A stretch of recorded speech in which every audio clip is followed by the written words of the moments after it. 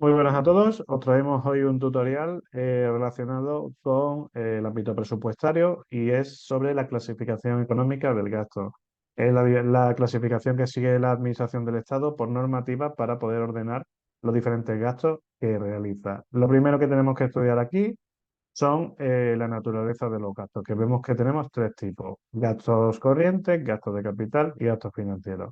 Gastos corrientes se utilizan para financiar actividades cotidianas, actividades, gastos, digamos, del día a día sobre bienes y servicios y productos que vamos a necesitar en nuestro día a día dentro de la administración pública. De otro lado tenemos gastos de capital. Los gastos de capital son como gastos de inversión, son traspasos, digamos, de dinero grande, por decirlo de alguna manera, y son cosas eventuales. La diferencia con los gastos corrientes es que los gastos de capital no son periódicos y los gastos corrientes sí, ¿vale? Como es, por ejemplo, el material de oficina, que se imputaría en gastos corrientes en el capítulo segundo. Y por otro lado tenemos los gastos financieros que se utilizan para financiar operaciones financieras, que parezca el dicho raro. Son, pues, por ejemplo, préstamos, créditos, fondos, planes de pensiones, deuda pública. Todas estas actividades las imputaríamos en los capítulos 8 y 9. Ahora, no obstante, vamos uno por uno y vamos a estudiarlo y a ponerlos como ejemplo. ¿Por qué explicamos el tema de la clasificación económica del gasto? Bueno, lo primero porque es objeto de estudio en la oposición, por ejemplo, de administrativos del Estado y en auxiliares también, y se puede generar como pregunta de tipo test, tanto en auxiliar como administrativo, o como pregunta de caso práctico en administrativo del Estado.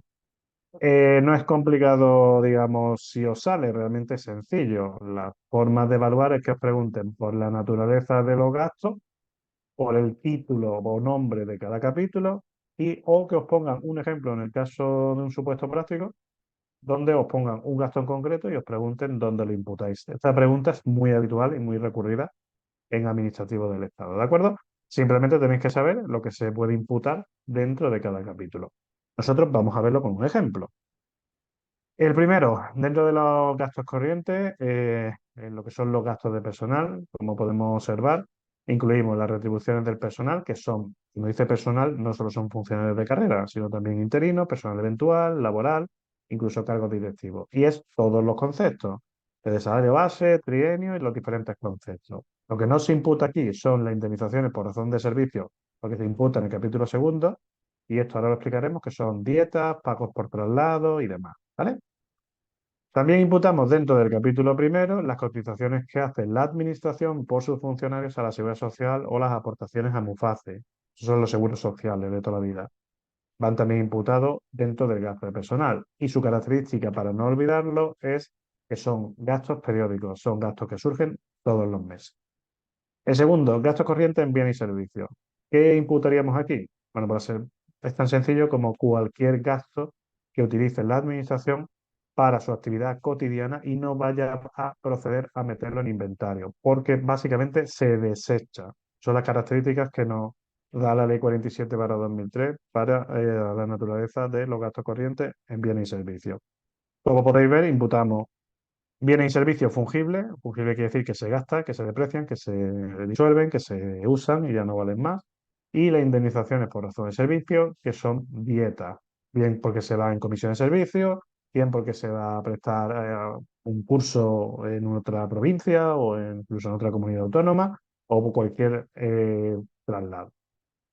Bien, después tenemos en el capítulo 3 gastos financieros. Esto es muy sencillo. Esto es cualquier tipo de gasto que esté relacionado con un interés. Interés por pagos indebidos, interés por devolución de importes fuera de plazo, intereses de préstamo, ¿vale? No tenemos que confundir dentro de un préstamo la cantidad que amortiza la cantidad prestada con el interés. El interés se imputa en el capítulo tercero y la cantidad del préstamo iría, digamos, dentro de los gastos financieros, ¿vale? El cuarto, transferencias corrientes. Las transferencias corrientes son pagos que realizan las administraciones públicas sin contrapartida.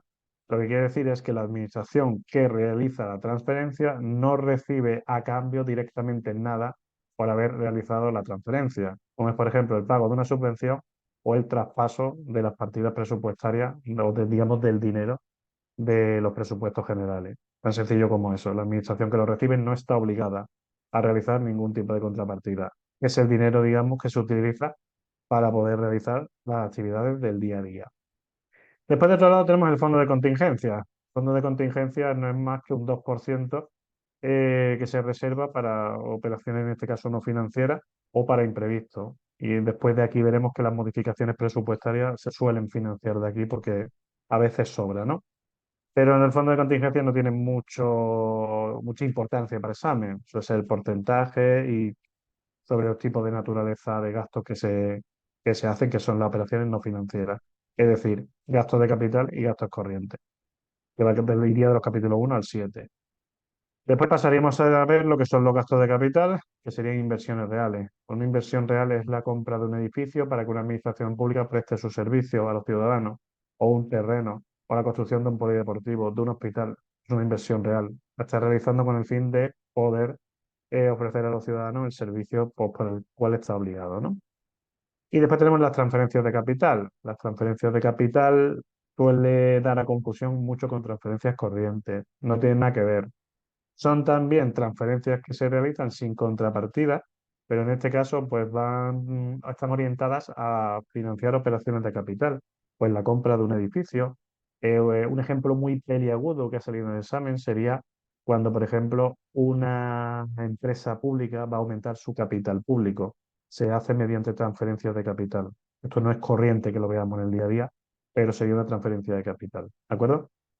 Y por último, estudiaríamos los gastos financieros, que son los capítulos 8 y 9. Los tendríamos de un lado en el capítulo 8 los activos financieros. Y aquí sería cuando es la administración quien concede un préstamo, porque supone un gasto, es una salida primero de dinero, o bien para la constitución de depósitos y fianzas. Como puede ser, por ejemplo, por una orden judicial o que tengan que hacerlo, por ejemplo, para una licitación o cualquier tipo, digamos, de operación que vayan a realizar.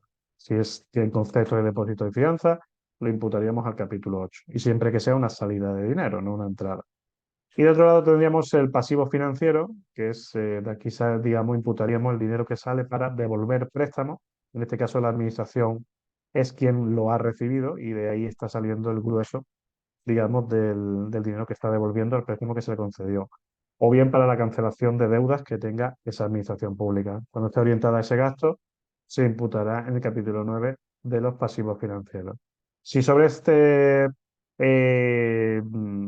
explicación os surge cualquier tipo de dudas, podéis plantearla incluso debajo del vídeo y estaremos encantados de poder resolverla y poder ayudar en vuestro estudio. ¿De acuerdo? Un saludo a todos.